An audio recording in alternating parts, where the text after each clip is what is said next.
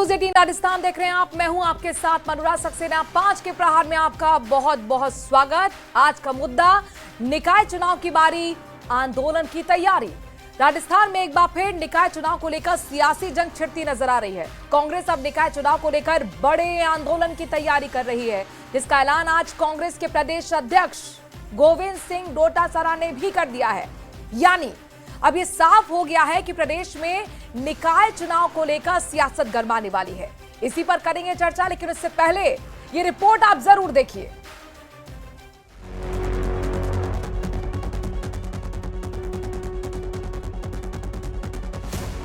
निकाय चुनाव पर छिड़ी सियासी जंग, कांग्रेस खोलेगी मोर्चा, जल्द बड़ा आंदोलन करेगी कांग्रेस। डोटासरा बोले, चुनाव कराने से कतरा रही सरकार। जानबूझ करके संविधान की अवहेलना कर रहे हैं, इसके लिए आपको जवाब देना पड़ेगा। निकाय चुनाव की बारी, आंदोलन की तैयारी।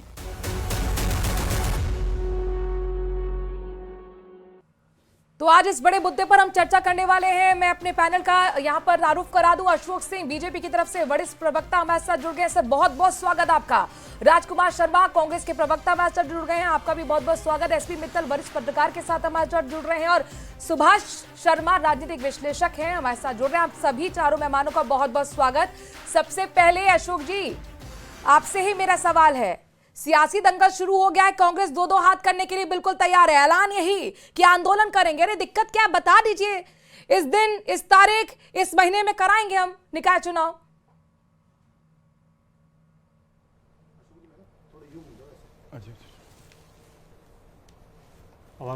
अशोक जी, आपको ऑडियो मिल रहा है?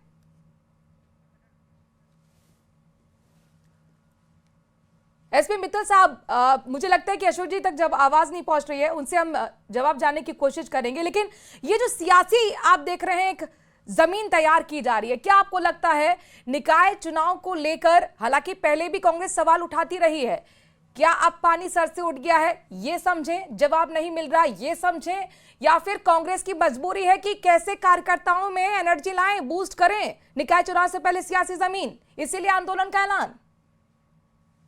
देखिए मनु जी, जो कांग्रेस ने आज जो घोषणा की है, मुझे लगता है कि शायद जो उसका पिछला संदर्भ है वो भी समझने की जरूरत है। देखिए, राजस्थान में वन स्टेट वन इलेक्शन की कवायद जारी है, और सरकार की ओर से बार बार ये कहा गया है कि हम पंचायत राज के चुनाव और स्थानीय निकाय के चुनाव नवंबर दिसंबर में करा देंगे। मतलब इसी साल जो है नवंबर दिसंबर में दोनों संस्थाओं के चुनाव करा दिए जाएंगे। अब मेरे समझ में नहीं आ रहा कि कांग्रेस एक साथ चुनाव के क्यों विरोध कर रही है। देखिए, जहां तक सवाल है कि साहब जो संस्थाएं उनकी क्या नाम से संविधान की अवहेलना हो रही है, तो मनोज जी, मैं यहाँ आपके दर्शकों को बताना चाहता हूँ कि जो ग्राम पंचायत है जिनका कार्यकाल पूरा हो चुका है, वहां पे जो सरपंच, निर्वाचित सरपंच है, उसको ही क्या नाम से प्रशासक लगाया गया है। ये बात सही है कि जो स्थानीय जो शहरी निकाय हैं, उनकी 41 निकायों के अंदर क्या नाम से उनका कार्यकाल पिछले नवंबर में ही पूरा हो गया था। तब से वो क्या नाम से प्रशासक के रूप में जो वहां पे एसडीएम होते हैं वो काम कर रहे हैं। लेकिन जो इकरार में आने वाले दिनों में मामला भी तो कोर्ट में गया था, कोर्ट ने पूछा था ना कि आखिरकार आप बताइए तारीख कब कराएंगे। सरकार से पूछा, चुनाव आयोग से पूछा, कोई बोलने को तैयार नहीं है। अशोक जी बता दीजिए, अब आप कम से कम नेशनल चैनल पर हैं, बता दीजिए। जनता भी चाहती है, विपक्ष तो पूछ पूछ के थक ही गया है, कोर्ट भी पूछ रहा है, कब करा रहे हैं चुनाव आप?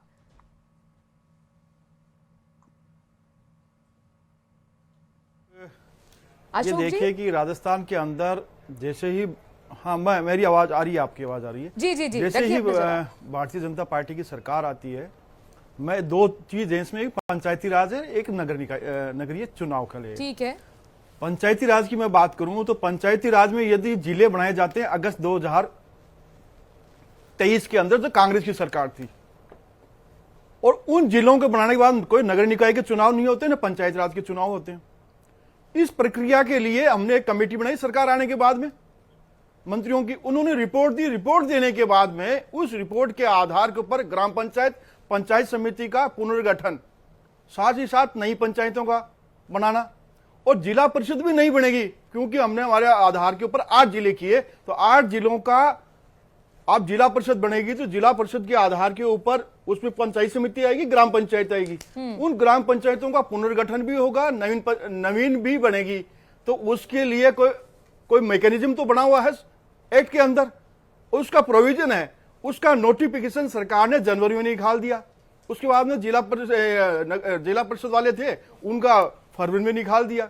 निकालने के बाद में जो आपत्तियां आई थी, उन आपत्तियों का निस्तारण करके जो एसडीएम हो चाहे जिला कलेक्टर हो, उनके माध्यम से राज्य सरकार के पास में आ गई है। राज्य सरकार के पास में जो आपत्तियां आई है, उनका विधि सम्मत उनका प्रशिक्षण किया जा रहा है, और करने के बाद में जो प्रक्रिया होगी, वार्ड का गठन होना और उसके बाद में निर्वाचन आयोग को भेजना, ये तो पंचायती राज के अंदर है। यदि कांग्रेस होती तो कांग्रेस सरकार के अंदर यदि आप जिले पहले बनाने के बाद में ये जो मैंने प्रक्रिया आपकी बताई है, जो डिलिमिटेशन होता है, त्रिसीमांकन की प्रक्रिया होती है, वो प्रक्रिया आपने क्यों नहीं करी? क्योंकि आपने बाद में बनाई और भाजपा सरकार को करना था, और व्यवहारिक रूप में जिलों की संख्या भी कम करनी थी, इसलिए इस प्रक्रिया में हुआ। दूसरा आता है कि आपका वन स्टेट वन इलेक्शन की बात आती है।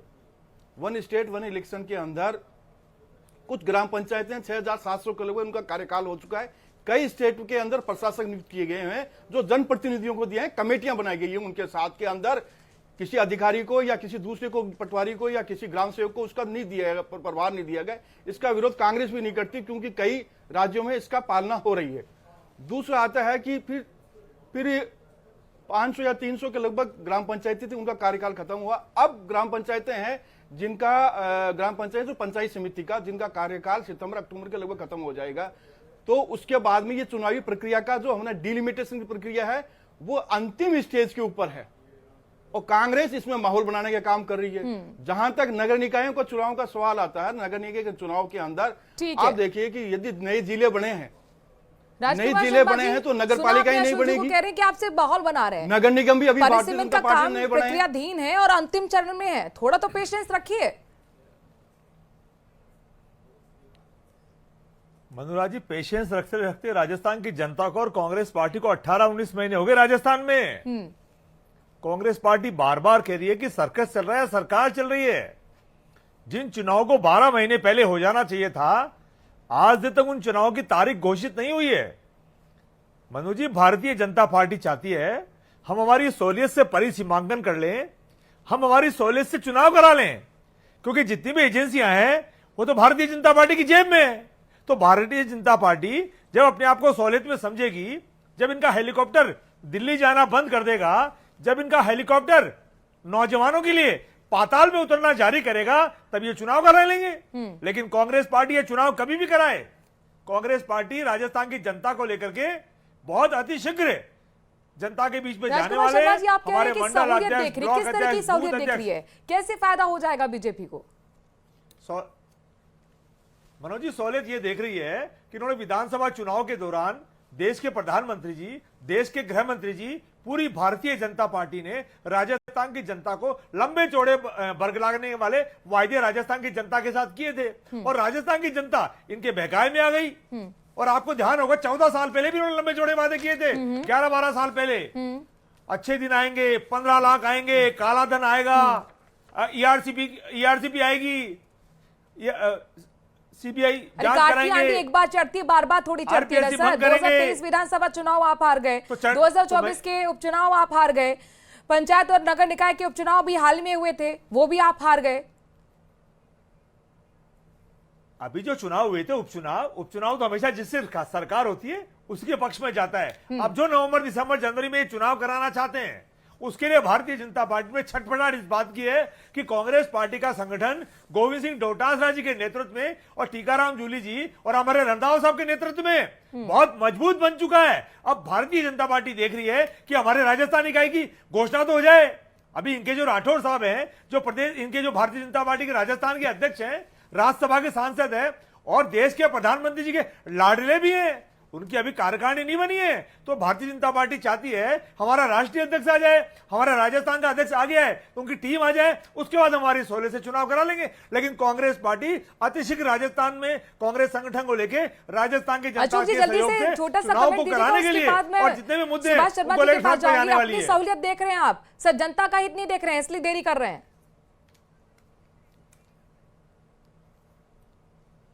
अशोक जी देखो मैं आपको बताऊं, इन्होंने कहा कि सर्कस सरकार, हाँ, सर्कस सरकार तो 5 साल से सबने देखा था कैसी होटलों में चल रही थी, सरकारें चल रही थी, वहां सर्कस हो रहा था। सचिन पायलट ज्यादा बता सकते हैं। दूसरा कहा कि 12 माह पूर्व आपने चुनाव क्यों नहीं करे। 12 माह कौन से हो गए भाई? पंचायत का कार्यकाल तो अभी जनवरी में खत्म हुआ है और अभी जाके जुलाई हुई है, 6 महीने नहीं हुए, और उसकी प्रक्रिया से लिए डिलिमिटेशन तो आपने कराया नहीं। थोड़ा सा अध्ययन करके आ जाएगी कि क्या नई ग्राम पंचायतें बन जाएगी, जिला परिषद बन जाएंगे बिना डिलिमिटेशन की प्रक्रिया के? कोई चुनाव हो सकता है क्या? इन्होंने प्रक्रिया अपनाई है ये चीजें, और इनके समय के अंदर यदि पंचायती राज के चुनाव हुए थे, 21 चुनाव हुए फर्स्ट फेज के अंदर, उस फेज में 14 भारतीय जनता पार्टी जीतती थी, 2 निर्दलीय जीतते हैं। इनके पास में 1 आता है, 5 जने जीतते हैं इनके पास में। ये होता क्या ना, पंचायती राज चुनाव में हम भी कांग्रेस की सरकार हमारी समय थी जब हम जीते थे। नगर निकाय चुनाव के अंदर शुरुआत के अंदर जिसके नगर निगम के चुनाव होते हैं जयपुर के अंदर, उदयपुर में, बीकानेर में और एक दूसरी जगह पर होते हैं, उसमें तीनों में बोर्ड भारतीय जनता पार्टी का बनता है। लेकिन इन्होंने क्या सोचा कि जयपुर में, जोधपुर में, कोटा में हमारा बोर्ड बनना चाहिए। इन्होंने विभाजनकारी नीतियां अपनाई और उन वार्डों को साथ साथ छोटा किया गया और 2-2 एक नगर निगम और बढ़ा दिए। क्यों? वहां तुष्टीकरण की राजनीति इनको करनी चाहिए, वोट बैंक का करना चाहिए था।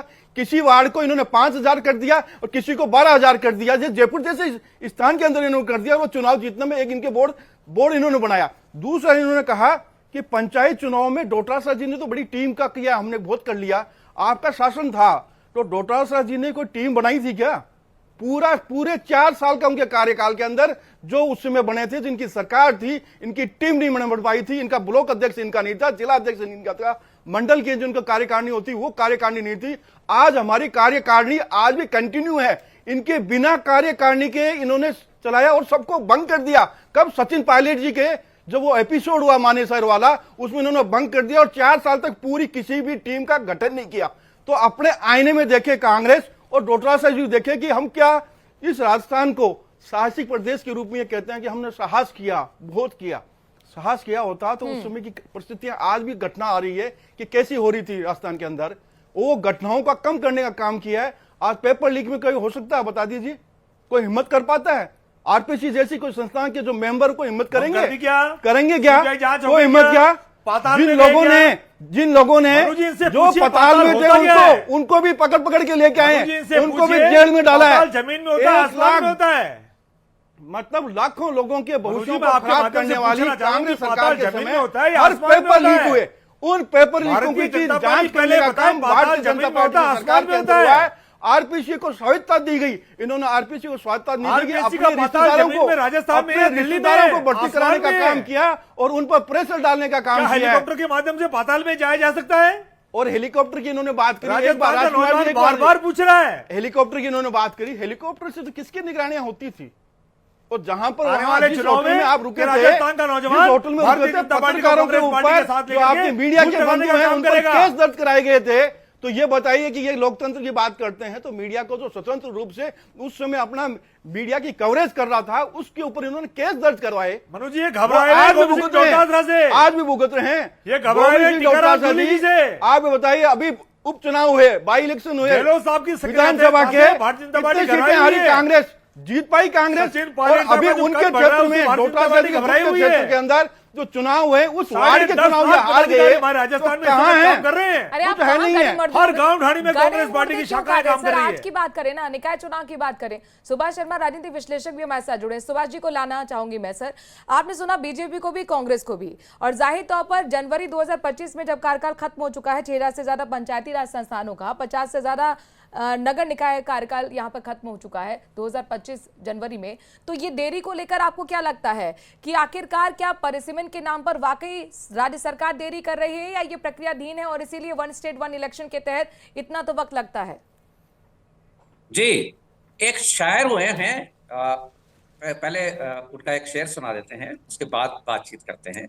दिन अच्छे भी आएंगे नासिर नाम के एक शायर हैं, वो कहते हैं कि दिन अच्छे भी आएंगे नासिर, कम क्या है जिंदगी पड़ी अभी बाकी। तो ये जो उम्मीद है, जो एक्सपेक्टेशन है, इसको बुनाने का काम हर बार किया जाता है, हर पॉलिटिकल पार्टी करती है। जो पार्टी सत्ता में होती है वो चीजों को अलग ढंग से देखती है, वो अपने हित में या अपने उस प्रक्रियाधीन जो सहूलियतें हैं उनके तहत काम करती है। कि भाई अभी तो सत्ता में आए हैं, अभी देखेंगे, परिसीमन कराएंगे। हाँ, ये बात जरूर है, अभी बीजेपी प्रवक्ता कह रहे थे कि जिस तरह से हड़बड़ी में चुनाव के पहले जिलों की घोषणा की गई, जो इम्प्रैक्टिकल सा लग रहा था। कई जगह तो ऐसी हैं जो जिले के लायक थी भी नहीं, लेकिन उनको बना दिया गया। क्या प्रेशर था, क्या जनभावनाएं थी, क्या किसको हमदर्दी देना चाहते थे, किसके वोट जीतना चाहते थे, कौन एमएलए खास था जिसके कहने पर ये हुआ, ये बहुत सारा एक अतीत के गर्भ में चला गया। अब उसकी मीमांसा हो सकती है, उसका एक सिनॉप्सिस बनाया जा सकता है। लेकिन मैं ये कहना चाहता हूं कि ये जो अपेक्षाएं हैं, जो एक्सपेक्टेशंस होती हैं, इनको भुनाने का काम ही ज्यादातर समय ये किया जाता है राजनीतिक दलों की तरफ से चुनाव के नाम पर। और चुनाव का एक ऐसा है, कई बार तो ऐसा लगता है जैसे भगवान ने जो सृष्टि बनाई है, इसमें जो अपेक्षा का जो चिप मानवता में दिया है, ये जो एक्सपेक्टेशन का एक कॉलम मानवता में दे दिया है, इसका ये फायदा हमेशा उठाया जाएगा। क्योंकि अपेक्षा ऐसी है कि लोग नए भगवान बना लेते हैं, नए मसीहा गढ़ लेते हैं, और नए संप्रदाय और नए रिलीजन इसी के नाम पर बनाए जाते हैं कि ये अपेक्षाएं तुम्हारी हम पूरा करेंगे। और हर बार हमने देखा है कि चुनावी राजनीति में भी ये जो जनता की चिप है, अपेक्षा, एक्सपेक्टेशन, इसको पूरा करने के नाम पर, कभी गरीबी हटाओ के नाम पर, कभी औद्योगिक क्रांति लाने के नाम पर, कभी हरित क्रांति के नाम पर, कभी रोजगार देने के नाम पर, ये चुनावी जुमले हमेशा आते हैं। और ये जो हमारे यहाँ पर हर स्तर पर चुनाव कराने का जो एक सोशलिज्म का जो ढांचा खड़ा हुआ, जो देश की आजादी के टाइम से हुआ, और ये पता नहीं किस तरह का कॉन्सेप्ट हमने लिया कि निचले स्तर तक चुनावी जो प्रक्रिया हमने रखी है, इसका कई बार ऐसा लगता है कि विकास के मार्ग में ये रोड़ा बनकर साबित हुआ है। आदर्श आचार संहिता के नाम पर जो हमारे विद्वानों ने अभी बात रखी है, आप देखिए 1952 नहीं तो फिर वन स्टेट वन इलेक्शन की बात जो बीजेपी कह रही है, तो आप उससे सहमत हैं? नहीं, बीजेपी का नहीं, ये बीजेपी का नहीं है मामला। ये 1952 के बाद से ही समझा जाने लग गया था, इसकी एक जरूरत समझी जाने लग गई थी कि ये जो हर बार चुनाव साल के अंदर चुनावी एक वो ही रहता है, हमेशा इलेक्शन मोड के ऊपर हम रहते हैं, इसके ऊपर कहीं ना कहीं लगाम लगनी चाहिए। और ऐसा होना चाहिए कि एक बार चुनाव का जो कॉलम पूरा हो जाए और जनता को बार बार बरगलाने की, उसकी उम्मीद की, उसकी फेथ की परीक्षा न ली जाए। दूसरी बात, अभी कांग्रेस प्रवक्ता कह रहे थे कि सत्ताधारी दल के पक्ष में उपचुनाव के नतीजे जाते हैं, ये बिल्कुल मिथ है, ऐसा नहीं है। ऐसी कई बार एंटी थ्योरीज हैं, ऐसी कई बार चीजें देखी गई हैं कि, लेकिन इसका मतलब ये भी है कि सत्ता के पक्ष में ही वोट पड़ते हैं, ऐसा नहीं है। क्योंकि यदि ऐसा होता तो आप जब सरकार में होते हैं तब आप इसके उलट कहते हैं, क्योंकि सरकार का चुनाव से कभी भी कोई वास्ता नहीं रहता। चुनाव एक अलग ग्राउंड पर लड़े जाते हैं, जितने माइक्रो लेवल पर चुनाव होता है उतना आपको अलग नजारा देखने को मिलता है। वहां सरकारी कई बार तो मुद्दे होते ही नहीं है, कई बार स्टेट लेवल का मुद्दा गायब रहता है। ठीक है, राजकुमार शर्मा जी, मुझे ये बताइए, आपको आपत्ति किस बात पर है जब आप ये बात जानते हैं कि नवंबर से दिसंबर के बीच निकाय चुनाव होने वाले हैं वन स्टेट वन इलेक्शन के तहत, तो फिर आखिरकार आंदोलन की तैयारी क्यों? मनोज जी, आंदोलन तो इसलिए किया जाएगा कि पिछले 18-19 महीने के अंदर राजस्थान की जनता, सरकार ने ना तो राजस्थान की जनता के लिए कोई काम किया, और जो चुनाव पेंडिंग है और जो चुनाव आने वाले हैं या चुनाव की जिनकी तारीख जा चुकी है, वो चुनाव भी भारतीय जनता पार्टी नहीं कराने के मूड में है। चाहती है कि लेट हो जाए तो सरकार सहूलियत से कर लेवे। और सहूलियत इस बात की कि भारतीय जनता पार्टी की सरकार ने राजस्थान में पानी, बिजली, शिक्षा, चिकित्सा, सड़क, ये तमाम जो मुद्दे हैं, इन पर कोई विशेष काम नहीं किया है। जो कांग्रेस पार्टी के पूर्व के जो काम थे, उनके ऊपर ही लीपापोती का लगातार काम कर रहे हैं। आप देख रहे हैं पिछले 20-25 दिन से राजस्थान में अच्छी बारिश हो रही है, और आप राजस्थान की सड़कों की हालत देख रहे हैं। आप जो देख रहे हैं एसएमएस अस्पताल राजस्थान के अंदर चिकित्सा के क्षेत्र में पुरानी सरकार राजकुमार शर्मा जी, मुझे ये बात बताइए, जावर सिंह विधानसभा में इस बात का जवाब दे चुके हैं फरवरी मार्च में कि हम नवंबर 2025 तक वन स्टेट वन इलेक्शन के तहत निकाय चुनाव, स्थानीय निकाय चुनाव एक साथ करा देंगे। फिर यहाँ पर आप लगातार ये सवाल क्यों पूछ रहे हैं? मनोज जी, भारतीय जनता पार्टी के राजस्थान के मंत्रियों को पूछ कौन रहा है? वो एक मंत्री जी तो लगातार आंदोलन कर रहे हैं। एक मंत्री जी के कल स्टाफ के अंदर कोई पॉक्सो कोर्ट के अंदर यूपी से कोई अपराधी पकड़ के लेके गए। एक मंत्री जी कह रहे हैं लिफाफे में कोई 5,000 रुपए और मिठाई का डब्बा दिया गया, और सारे मंत्री तो अपने बच्चों को क्रिकेट खेलने में लगाने में लगे हुए। तो मनोज जी, जब दिल्ली से पर्ची आएगी तब चुनाव होंगे। भारतीय जनता पार्टी में राजस्थान के अध्यक्ष को भी नहीं पूछा जा रहा है, पीछे की कुर्सी में बैठाते हैं आजकल। पीछे की कुर्सी में बैठाते हैं। तो ये तो ऊपर के जो 2-3 नेता हैं और राजस्थान के एक आधे नेता हैं, ये मिलके जब पर्ची कटेगी और हेलीकॉप्टर के माध्यम से जब राजस्थान में आएगी, तब पता चलेगा कि चुनाव दिसंबर में होंगे, नवंबर में होंगे या फरवरी मार्च के बाद होंगे। लेकिन कितना ही कर ले, राजस्थान के हित के लिए, राजस्थान की आवाम के लिए कांग्रेस पार्टी अपने संगठन को लेकर के भारतीय जनता पार्टी को सदन से लेकर सड़क तक घुटने टिकवाने का लगातार काम करेगी। ठीक है अशोक जी, मुझे एक बात बताइए, जब ये विधानसभा में जाबर सिंह खरे ये बात कह सकते हैं, तो फिर आखिरकार कोर्ट को ये कहने में क्या आपत्ति है? कोर्ट में जाके आप ये लोग बात बोल दें, चुनाव आयोग को ये बात बता दें। आप चुनाव आयोग को भी तारीख नहीं बता रहे हैं, वो कोर्ट में कह रहे हैं कि हम लेटर लिख चुके हैं, लेकिन सरकार की तरफ से कोई बात ही नहीं आ रही। वो तो कह रहे हैं प्रक्रियाधीन है परिसीमन की बात। देखो कि परिसीमन की एक प्रक्रिया है, उस प्रक्रिया के तहत कोई भी सरकार हो, चाहे बीजेपी की हो, चाहे कांग्रेस की है या कोई अन्य दल हो, उस प्रक्रिया का पालन करना मैंडेटरी जरूरी है। जब नए जिले का गठन हो जाए, उन पंचायतों को आप सम्मिलित करोगे, उन पंचायत समिति को सम्मिलित करोगे और उन जिला परिषद के किस पंचायत को लोगे, हाँ उसकी सीमाएं क्या होंगी, राजस्व के ग्राम क्या होंगी, लोगों की आपत्तियां आएगी कि मेरा इस ग्राम का इस पंचायत समिति में नहीं जाना चाहिए, तो उसका परिसीमन होना जरूरी है, नवगठन होना जरूरी है, पुनर्गठन भी होना जरूरी है। यह एक कानूनी प्रक्रिया है। कांग्रेस भी इसको समझती है, लेकिन माहौल बनाना, कांग्रेस को पता है कि माहौल नहीं चल सकता कानूनी रूप से, लेकिन ये चाहते हैं कि इस प्रकार से सोशल मीडिया के माध्यम से पूरी करें। मैं तो ये कह रही हूँ कि जो आप यहाँ पर बता रहे हैं समय विधानसभा में, वही आप चुनाव आयोग को भी बता दीजिए। कम से कम चुनाव आयोग के पास जवाब तो हो कोर्ट में देने के लिए। नहीं, मैं आपको 3 बार जवाब मांग चुका है सर। अलग प्रक्रिया है। वो केसेज हैं, वो कौन से केसेज हैं? उन केसों में है जो ग्राम पंचायत के केसों का लिटिगेशन वहां पेंडिंग गया, ग्राम पंचायत का, किसी पंचायत समिति का पर्टिकुलर कि मेरा राजस्व ग्राम उसमें नहीं सम्मिलित होना चाहिए या उसमें सम्मिलित होना चाहिए, वो पर्टिकुलर केसेज हैं। जो तुम्हें 45-45 के लगभग रिटे पेश हैं, वो पर्टिकुलर है। इस पर नहीं है कि परिसीमन में देरी हो रही है या किसी कारण से, वो केसेस नहीं है। तो चुनाव आयोग का जहां तक इन्होंने कहा कि मोर्चा खोलेंगे, मोर्चा यदि कांग्रेस मोर्चा खोली, आपका डेमोक्रेटिक राइट है, उसमें कोई मना नहीं है। लेकिन इनकी संख्या सामने कितनी आती है? ताली बजाने वाले नहीं मिलते हैं, सामने मंच पर संख्या ज्यादा होती है और वहां होड़ मचती है और वहां एक दूसरे की कुर्सियां भी फेंकी जाती है। वो सबको पता है किस प्रकार से प्रताप सिंह खाचरियावास जी हो, चाहे इनके और नेता हो, उनके किस प्रकार से माइक का एक दूसरे पर कैसे कटाक्ष करते हैं भीड़ को लेकर के। इनके कार्यकर्ता नहीं आ रहे, उनके बारे में वो कहते हैं। दूसरा इन्होंने कहा कि लीला पोती तो 5 साल से सरकार देख रही थी ना कैसी थी, और इनके समय के मंत्रियों के बयान कह रहे थे, मंत्रियों के बयान किस प्रकार से सरकार पर कटाक्ष किया करते थे। आरपीसी को किस प्रकार से सचिन पायलट जी ने कहा। जहां तक इनकी जांच एजेंसियों के बारे में इनके लोग मंत्री कहते थे, भरत सिंह जी तो कहते चले गए, वो कहते कि उन्होंने अपना सिर का मुंडन मंडा लिया कि साहब किस प्रकार से राजस्थान के अंदर भ्रष्टाचार हो रहा है। तो इनके कई अनगिनत मंत्री और विधायक वो इनकी सरकार को कोसते थे, लेकिन ये अपना आईना नहीं देखेंगे। आप भी तो विपक्ष में दूसरी इन्होंने कहा कि एसआई भर्ती परीक्षा हम भी रद्द कराएंगे, सरकार में आएंगे। तो सर ये तो राजनीतिक एक चरित्र रहा है, कहते कुछ है करते नहीं, बहरहाल मेरा आज एसआई भर्ती मनुराजी एक एसआई का और एसआई का पूछिए तो सही, नहीं एसआई का और बता दो, पाताल में जाएंगे। और पाताल होता क्या, भारतीय जनता पार्टी को पता भी है क्या? देखो मनुराज जी एक, हाँ ये मैं बता रहा हूं आपको, आपने एसआई भर्ती के लिए कहा, एसआई भर्ती किस किस समय हुई? सितंबर 2021 के अंदर वैकेंसी निकालती कांग्रेस, एग्जाम कंडक्ट करती है, उसके बाद के अंदर उनके इंटरव्यू लेती है, फिजिकल वेरिफिकेशन करवाती है, उनको ट्रेंडिंग में भेजती है। इन लोगों को जरा सी भी ऐसी नहीं, बच्चों का भविष्य कैसे खराब कर रहे हैं। जब इनके पास इनपुट आ गया, उनके पास इनपुट आने के बाद में इन्होंने जांच नहीं कराई, जांच एजेंसियों को ढीला, आपने उनको छोड़ा नहीं, उनको जांच नहीं दी, जांच करते तो आज ये लोग 55 को बर्खास्त किया। नहीं, ये तो राजनीतिक नियति है ना सर, तभी तो हमने अंदर किया ना। मनुराज जी आप बताओ, जब तो हमने अंदर किया, इन्होंने कुछ अंदर नहीं किया। आज वो लोग अंदर है, भर्ती नहीं है, मेरा मुद्दा निकाय चुनाव है। एसपी मित्तल साहब, जिस तरह से आप ये देख रहे हैं कि वन स्टेट वन इलेक्शन की बात कही जा रही है सरकार की तरफ से, इतनी ईवीएम कैसे आएंगी, कैसे इंतजाम होगा, क्या आपको प्रैक्टिकली लगता है?